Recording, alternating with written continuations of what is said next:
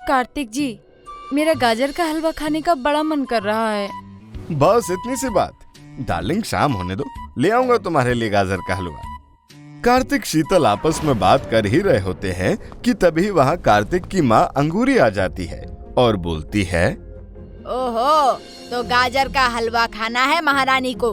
गाजर का भाव पता भी है तुझे, जो चली गाजर का हलवा खाने। अरे माँ, आम खाते हैं, पेड़ थोड़ी ना गिनते हैं। वैसे भी हलवा ही तो मांग रही है, कौन सी मेरी किडनी मांग ली। अगर तुम्हें भी हलवा खाना है तो बता दो, तुम्हारे लिए भी ले आऊंगा। तू इसे ही सर पर चढ़ा कर रख, देख लेना एक दिन तेरी किडनी भी मांग लेगी ये। अपनी सास की जली कटी बातें सुनकर शीतल को बहुत बुरा लगता है और वो वहाँ से चली जाती है। उसको ऐसे जाता हुआ देखकर कार्तिक अपनी माँ से बोलता है, अरे माँ, तुम भी ना कर दिया ना अपने सबका दिमाग खराब। अरे जाने दे। वैसे भी महारानी अपने दहेज में ट्रक भर के सोना चांदी लाई है ना, जो इतने नखरे दिखा रही है। आपसे तो बात करना ही बेकार है माँ। इतना बोलकर कार्तिक भी गुस्से में वहाँ से चला जाता है।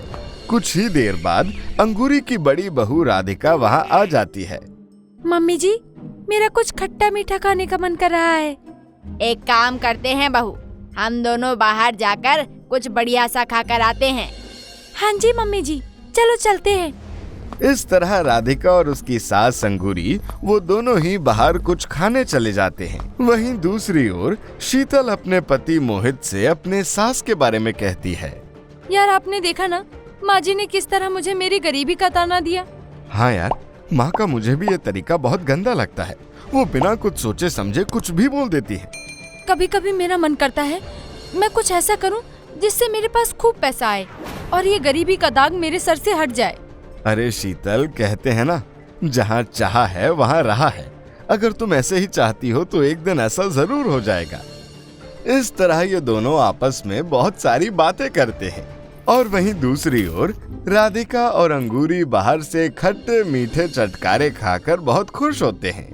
अंगूरी अपनी बड़ी बहू राधिका को हर चीज में इसलिए सपोर्ट करती थी क्योंकि वो काफी पैसे वाले घर से थी और दहेज में काफी कुछ लाई थी, और उसकी छोटी बहू गरीब घर से थी और उसके छोटे बेटे को पसंद थी।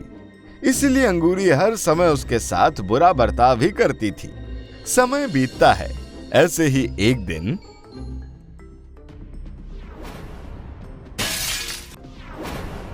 हाँ, तोड़ दे, घर की सब चीजें तोड़ दे।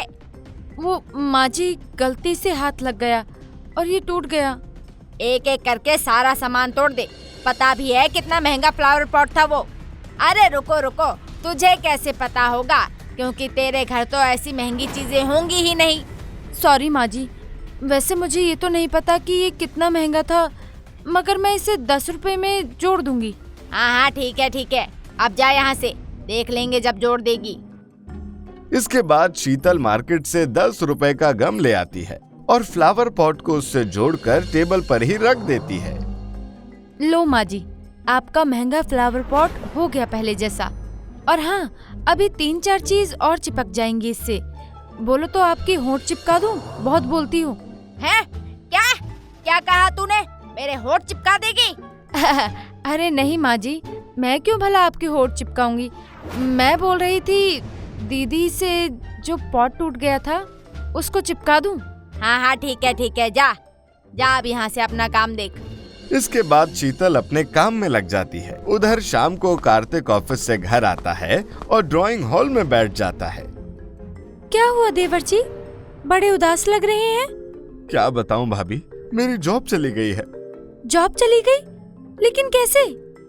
वो ऑफिस में बॉस थोड़ा चिक कर रहा था तो उससे मेरी बहस हो गई और उसने मुझे जॉब से निकाल दिया। अरे, ये तो बहुत दिक्कत हो गई देवर जी। अब आप अपना और अपनी बीवी का खर्चा कैसे चलाओगे?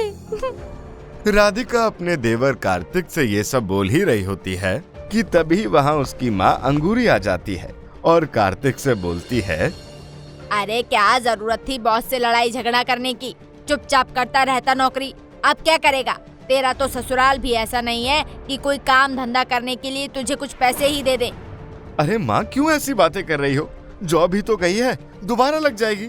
लेकिन आप शीतल के मायके के बारे में ऐसी बातें क्यों कर रही हो? अरे बेटा, हमारे घर में जो भी हो रहा है उसकी वजह से ही हो रहा है। तूने उससे शादी करके बहुत बड़ी गलती की है। बस करो माँ, शीतल जैसी भी है मेरे लिए वो सब कुछ है। कार्तिक और अंगूरी की बातें पीछे खड़ी शीतल सुन लेती है और अपने आप से कहती है, अब तो कुछ करना ही होगा, हम घर वालों पर बोझ बनकर नहीं रह सकते। शीतल अपने आप से ये बोल ही रही होती है कि तभी वहाँ कार्तिक आ जाता है और शीतल से बोलता है, यार मुझे तुम्हें कुछ बताना था। कुछ बताने की जरूरत नहीं है, मुझे पता है कि आपकी जॉब चली गई है ना? लेकिन तुम्हें कैसे पता? क्योंकि मैंने तुम्हारी और माँ जी की सारी बातें सुन ली थी।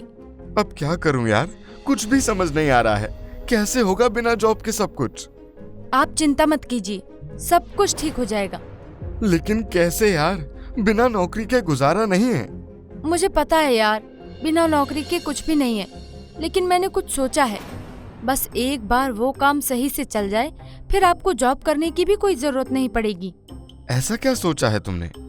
कार्तिक के ऐसा कहने पर शीतल उसे अपना प्लान बताती है, जिस पर कार्तिक बोलता है, आइडिया तो अच्छा है यार, बस एक बार चल जाए। समय बीतता है। अगले दिन वो दोनों पति पत्नी घर पर कचौड़ियाँ तैयार कर रहे होते हैं और ढेर सारी कचौड़ियाँ बनाकर नाश्ते की टेबल पर लगा देते हैं। समय बीतता है। कुछ देर बाद, ये लो माँ जी, नाश्ता कर लो, गर्मा गर्म कचौड़ियों का।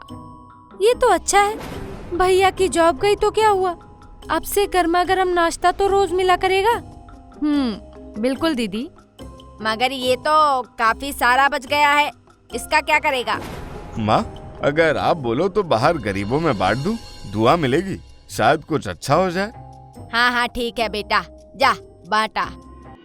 अब वो दोनों मार्केट में एक स्नैक्स शॉप पर जाते हैं और शॉपकीपर से 10 रुपए पर कचौड़ी की डील कर लेते हैं और सारी कचौड़ी उसे दे देते हैं और वापस घर आ जाते हैं।